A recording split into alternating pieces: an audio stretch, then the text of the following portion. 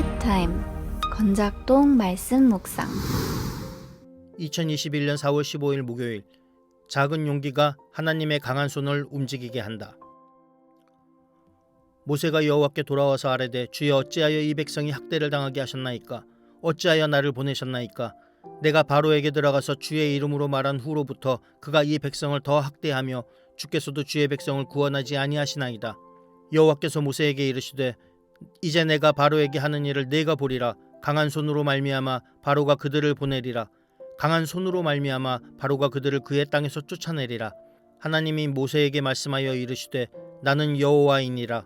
내가 아브라함과 이삭과 야곱에게 전능의 하나님으로 나타났으나 나의 이름을 여호와로는 그들에게 알리지 아니하였고 가나안 땅 곧 그들이 거류하는 땅을 그들에게 주기로 그들과 언약하였더니 이제 애굽 사람이 종으로 삼은 이스라엘 자손의 신음소리를 내가 듣고 나의 언약을 기억하노라.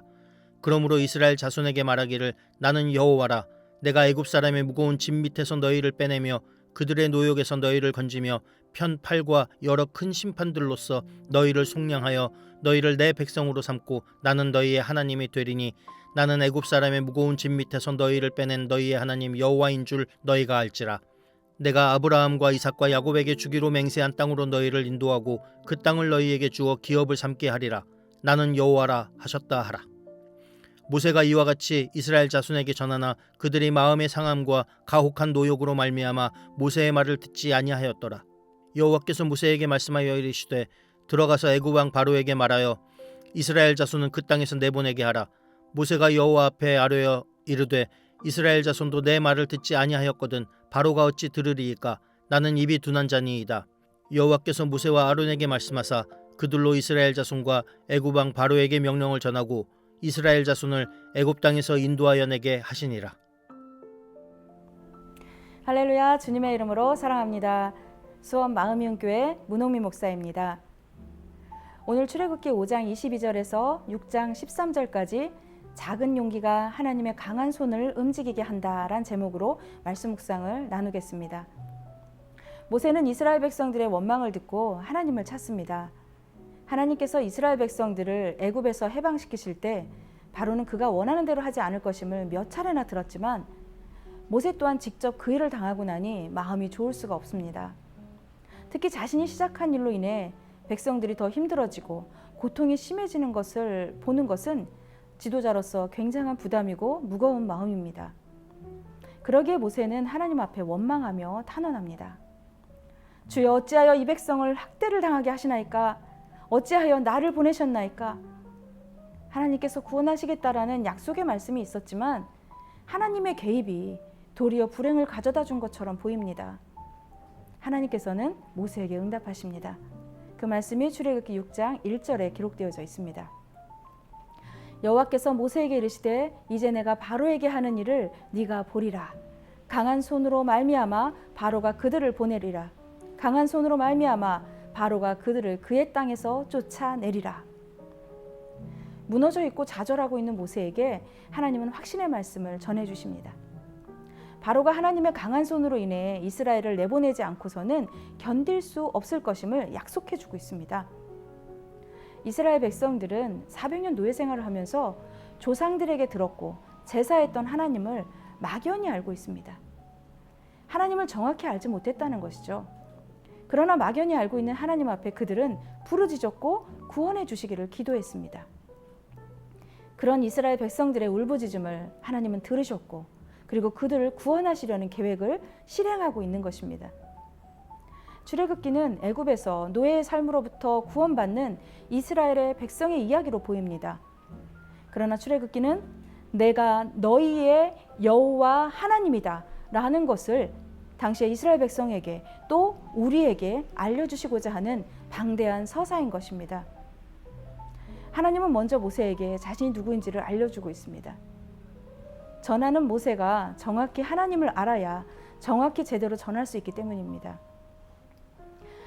1절에 하나님은 나는 여호와다로 시작해서 8절 나는 여호와라로 끝맺고 있습니다. 하나님은 이미 선조들의 여호와 하나님으로 지금 고통받고 있는 너희의 부르짖음을 들었고 가나안 땅을 주시기로 약속한 조상들과 약속했던 것을 지키려, 이제 또 이루려 함을 말씀해주고 있는 것입니다. 하나님의 의지는 7절 8절에 너희를 나의 백성으로 삼고 애굽의 압제에서 구할 것이다. 그리고 조상들에게 맹세한 땅을 너희의 기업이 되게 하겠다. 나는 여호와이다. 모세에게 강력하게 표명하며 말씀하고 있는 것입니다. 모세는 이스라엘 백성들에게 하나님의 말씀을 전합니다. 그러나 그들은 현재의 상황에서 이미 마음의 상함과 가혹한 노동으로 인해 모세의 말을 듣지 않습니다. 하나님은 애굽의 바로에게 다시 가서 이스라엘 자손들을 내어주라 라고 명령하십니다.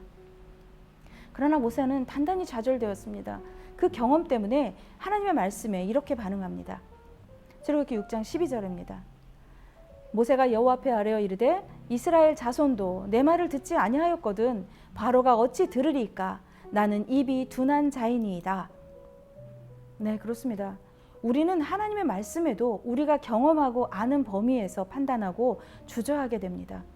이래서 안 되고 저래서 안 되고 할 수 없습니다 라고 하나님께 말씀드릴 때가 많이 있습니다. 그러나 하나님은 때로 더 어려움 속에 우리를 내버려 두시는 것 같은 상황에 처하기도 합니다. 하나님의 의도는 결국 우리에게 하나님이심을 알려주시고 전능하신 여호와 하나님이심을 고백받기 원하십니다. 오늘 본문 6장 13절에 이렇게 말씀하세요.